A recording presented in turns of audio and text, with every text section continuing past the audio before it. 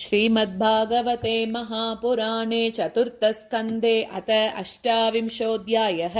नारद उवाच सैनिका भयनां नो ये बर्हिष्मन्दिष्टकारिणः प्रज्वारकालकन्याभ्यां विचेरुरवनीमिमां तये तुरबसा पुरञ्जनपुरीं नृप रुरुदुर्भौमभोगाढ्यां जरत्पन्नगपालितां कालकन्यापि बुभुजे पुरञ्जनपुरं बलात् यया विभूतः पुरुषः सद्यो निस्सारतामियात् तयोपभुज्यमानां वै यवना सर्वतो दिशं द्वार्भिः प्रविश्य सुभृशं प्रार्थयन् सकलां पुरीं तस्यां प्रबीड्यमानायाम् अभिमानी पुरञ्जनः अवापोरुविदां स्थापान् कुटुम्बी ममताकुलः कन्योपगूढो नष्टश्रीः कृपणो विषयात्मकः नष्टप्रज्ञो हृतैश्वर्यः गन्धर्वयवनैर्बलात् विशीर्णां स्वपुरीं वीक्ष्य प्रतिकूलान् अनादृतान् पुत्रान् पौत्रानुगामात्यान् जायां च गतसौहृदाम् आत्मानं कन्यया ग्रस्तं पञ्चालानरिदूषितान् दुरन्तचिन्तामापन्नः न लेभे तत्प्रतिक्रियाम् कामानभिलषन् दीनः यातयामांश्च कन्यया विगतात्मगतिस्नेहः पुत्रदारांश्च लालयन् गन्धर्वयवनाक्रान्तां कालकन्योपमर्दितां हातुं प्रचक्रमे राजा तां पुरीमणिकामतः भयनाम्नोऽग्रजो भ्राता प्रज्वारः प्रत्युपस्थितः ददाह तां पुरीं कृत्स्नां भ्रातुः प्रियचिकीर्षया तस्यां सन्दह्यमानायां सपौरः सपरिच्छदः कौटुम्बिकः कुटुम्बिन्या उपातप्यत सान्वयः यवनोपरुद्धायतनः ग्रस्तायां कालकन्यया पुर्यां प्रज्वार संसृष्टः पुरपालोन्वतप्यत न शेके सोवितुं तत्र पुरुः कृच्छ्रोरुवेपतुः गन्तुम् ऐच्छत्ततो वृक्ष कोटरादिवसानलात् शिथिलावयवो यर्हि गन्धर्वैर्हृतपौरुषः यवनैररिभिराजन् उपरुद्धोरुरोधः दुहितृः पुत्रपौत्रांश्च जामिजामातृपार्षदान् स्वत्वावशिष्टं यत्किञ्चित् गृहकोशपरिच्छदम् अहं ममेति स्वीकृत्य गृहेषु कुमतिर्गृही दद्यौ प्रमदयादीनः विप्रयोग उपस्थिते लोकान्तरं गतवती मय्यनाथा कुटुम्बिनी वर्तिष्यते कथं त्वेषा बालकाननुशोचति न मयि अनाशिते भुङ्क्ते नास्नाते स्नाति मत्परा मयि रुष्टे सुसंत्रस्ता भर्त्सिते यत वाग्भयात् प्रबोधयति मा विज्ञं व्युषिते शोककर्षिता वर्त्मैतद्गृहमेदीयं वीरसूरपि नेष्यति कथं नु दारकादीना दारगीर्वापरायणाः वर्तिष्यन्ते मयि गते पिन्नना वै वो ददौ एवं कृपणया बुद्ध्या शोचन्तं मतदर्हनं ग्रहीतुं कृतधीरेनं भयनामा अभ्यपद्यत पशुवत् यवनैरेष नीयमानस्वकं क्षयम् अन्वद्रवननुपताः शोचन्तो वृषमातुराः पुरीं विहायोपगत उपरुद्धो भुजङ्गमः यदा तमेवानुपुरी विशीर्णा प्रकृतिं गता विकृष्यमानः प्रसभं यवनेन बलीयसा नाविन्दत्तमसाविष्टः सखायं सुहृदं पुरः तं यज्ञपशवो नेन सज्ञप्ता ये दयालुनां कुटारैश्चिच्छिदुः क्रुद्धां स्मरन्तोमीवमस्य तत् अनन्तपारे तमसि मग्नो नष्टस्मृतिः समाः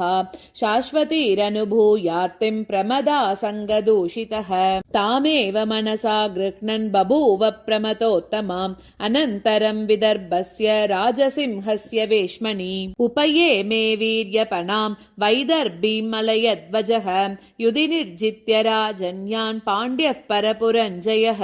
तस्यां सजनयान् चक्र आत्मजामसिते क्षणां यवीयसः सप्तसुतान् सप्तद्रविडभूभृतः एकैकस्याभवत्तेषां राजन् अर्बुदमर्बुदं भोक्ष्यते यद्वंशधरैः महीमन्वन्तरं परम् अगस्त्यः प्राग्दुहितरम् उपये मे धृतव्रतां यस्यां दृढच्युतो जात इद्मवाहात्मजो मुनिः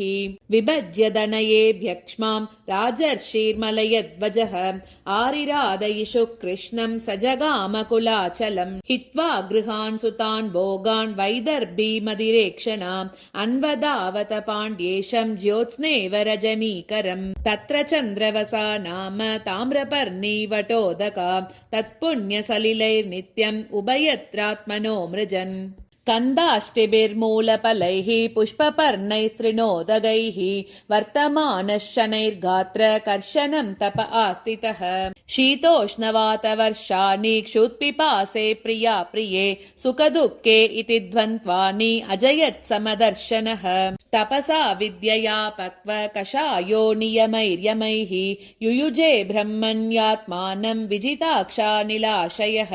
आस्ते स्थाणुरिवैकत्र दिव्यं वर्षशतं स्थिरः वासुदेवे भगवति नान्यद्वेदोद्वहन् रतिम् सव्यापकतया आत्मानं व्यतिरिक्ततयात्मनि विद्वान् स्वप्नैवामर्श साक्षिणं विररामः साक्षात् भगवतोक्तेन गुरुणा हरिणा नृप विशुद्धज्ञानदीपेन स्फुरता विश्वतो मुखम् परे ब्रह्मणि चात्मानं परं ब्रह्म तदात्मनि वीक्षमाणो विहायेषाम् अस्मात् उपररामः पतिं परमधर्मज्ञं वैदर्भीमलयध्वजं प्रेम्णा पर्यचरत् हित्वा भोगान् सा पतिदेवता चीरवासाव्रतक्षामा वेणीभूतशिरोरुहा बभौ उपपतिं शान्ता शिखा शान्तम् इवानलम् अजानति प्रियतमं यदोपरतमङ्गना सुस्थिरासनमासाध्य यथा पूर्वमुपाचरत् यदा नोपलपेताङ्ग्रौ ऊष्मानं पत्युरर्चति आसीत् संविघ्नहृदया यूतपृष्ठा मृगीयता आत्मानं शोचति दीनम् अबन्तुं विक्लवाश्रुभिः स्तनौ आसिच्य विपिने सुस्वरं प्ररुरोदसा उत्तिष्ठोत्तिष्ठ राजर्षे इमामुदति मे कलां तस्युभ्यक्षत्रबन्धुभ्यः बिभ्यतीं पातुमर्हसि एवं विलपति बाला विपिनेऽनुगता पतिं पतिता पादयोर्भर्तु रुदति अश्रुणि अवर्तयत् चितिं दारुमयीं चित्वा तस्यां पत्युः कलेवरम् आदीप्य चानुमरणे विलपन्ति मनोददे तत्र पूर्वतरः कश्चित् सखा ब्राह्मण आत्मवान् सान्त्वयन् वल्गुना साम्ना तामाह रुदतीं प्रभो ब्राह्मण उवाच का त्वं कस्यासि को वायं शयानो यस्य शोचसि जानासि किं सकायं मां येनाग्रे विचचर्तः अपि स्मरसि चात्मानम् अविज्ञातसखं सखे हित्वा मां पदमन्विच्छन् भौमभोगरतो गतः हंसावहं च त्वं चार्य सखायौ मानसायनौ अभूतामन्तरावौकः सहस्रपरिवत्सरान् सत्वं विहाय मां बन्धः गतो ग्राम्यमतिर्महीं विचरन् पदमद्राक्षीः कयाचिन्निर्मितं स्त्रिया पञ्चारामं नवद्वारम् एकपालं त्रिकोष्टकं षट्कुलं पञ्चविपनं पञ्चप्रकृतिस्त्रीदवम् पञ्चेन्द्रियार्ता आरामा द्वारः प्राणानव प्रभो तेजो बह्नानि कोष्ठानि कुलम् इन्द्रियसङ्ग्रहः विपनस्तु क्रियाशक्तिः भूतप्रकृतिरव्यया शक्त्यधीशः पुमांस्तु अत्र प्रविष्टो नावबुध्यते तस्मिंस्त्वं रामया स्पृष्टः रममाणो श्रुतस्मृतिः तत्सङ्गादीदृशीं प्राप्तः दशां पापीयसीं प्रभो न त्वं विदर्भदुहिता नायं वीरः सुहृत्तव न पतिस्त्वं पुरञ्जन्या रुद्धो नवमुखे यया माया ह्येषा मया सृष्टा यत्पुमां संस्त्रियं सतीं मन्यसे नो भयं यद्वै हंसौ पश्यावयोर्गतिम् अहं भवान्न चान्यस्त्वं त्वमेवाहं विचक्ष्व भोः ननौ पश्यन्ति कवयः चित्रं जातुमनागपिः यथा पुरुष आत्मानम् एकमादर्श चक्षुषोः द्विता भूतम् अवेक्षेत तदैवान्तरमावयोः एवं समानसोऽहं सह हंसेन प्रतिबोधितः